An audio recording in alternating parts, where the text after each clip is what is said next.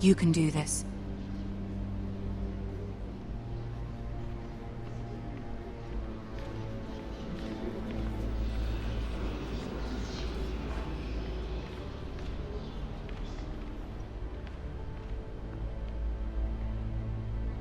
Ah, Lady Margaery. Aren't you looking lovely this evening? Lord Tyrion. Your Grace? With your permission, allow me to introduce Lady Mira of House Forrester.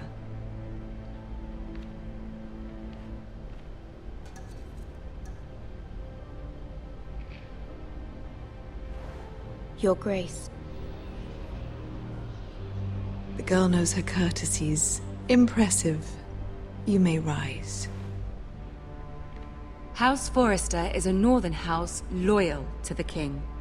Are they? I beg your pardon, Your Grace. I wasn't talking to you. I want to hear from the girl. Is your family loyal to the king? Perhaps you should ask the new Lord Forrester. He's not here, is he? She is. Joffrey is the one true king, Your Grace. And yet, for centuries the Forresters have been loyal bannermen to House Stark. A house of traitors.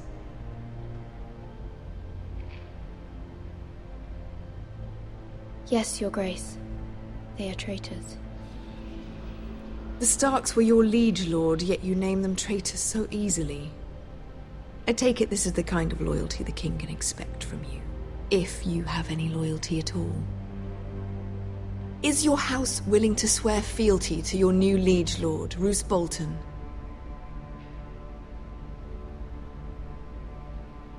He is the Warden of the North, Your Grace. He is. And I the Queen Regent and Tyrion the Master of Coin. The girl has a remarkable talent for answering questions while in fact saying nothing at all. Old allegiances are not easily abandoned. But now that the war is over, we must look to rebuild and forge new alliances. There are ships and shields to be built, and Joffrey will need a steady supply of Ironwood for his armies. I'm told there are others who would happily serve that purpose, but I trust we can rely on House Forrester.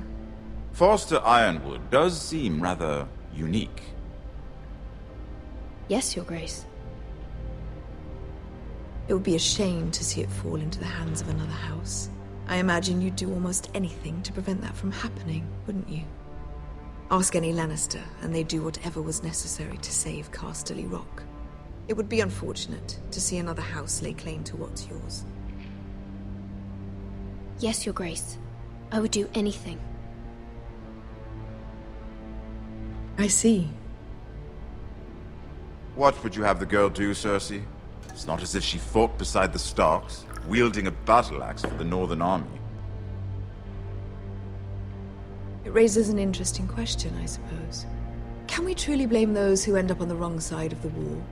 Our dear Margaery here was betrothed to Renly Baratheon on the false assumption that he would one day rule the Seven Kingdoms. Can we fault her for her mistake? Should she be held accountable? She was just following her heart, Your Grace. And the very same heart so quickly led her to my son. If there's a point to this, I hope you find it quickly. Loyalty can be such a hard thing to define. This city alone is filled with all sorts of ambitious opportunists looking to reinvent themselves, pretending to be something they're not. Who knows what lurks within their hearts? You are a girl from the north, here in service to Lady Margaery. One can only assume her interests are yours. Yet loyalty to a king, that must be absolute, beyond question. And if your loyalties were to become conflicted between your king and the very person whom you serve, what would you do then? I'm sure she would... Let the girl answer the question. Go on. I would be true to the king, Your Grace. Well said. I was beginning to worry you didn't have your priorities straight. She is a threat to the crown, isn't she? The most dangerous handmaiden in all of King's Landing. My sense is this girl will say almost anything to get what she wants. which is not very encouraging. I'd like a word with you, if I may. Of course, Your Grace.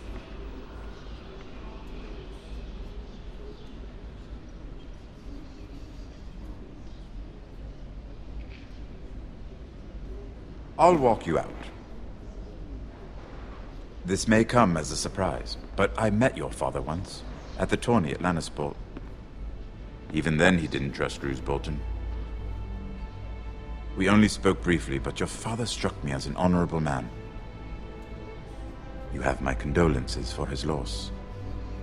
These would be trying times for your family, even under the best of circumstances. Thank you, Lord Tyrion. That's very kind of you to say. That certainly took courage. To so publicly declare your loyalty to Joffrey for all to hear. Poor Lady Margaery was humiliated, although Cersei seemed quite pleased. It was quite the first impression.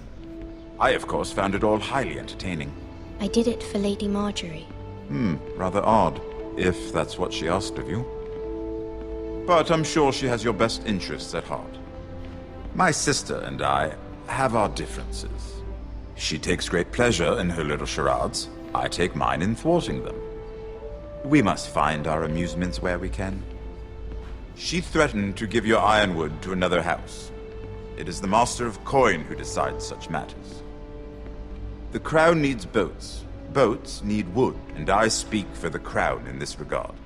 Not her. What are you suggesting? I suppose the Crown could be persuaded to secure Ironwood from House Forrester. Lady Margaery might not look favorably on such an alliance, and it would infuriate Cersei.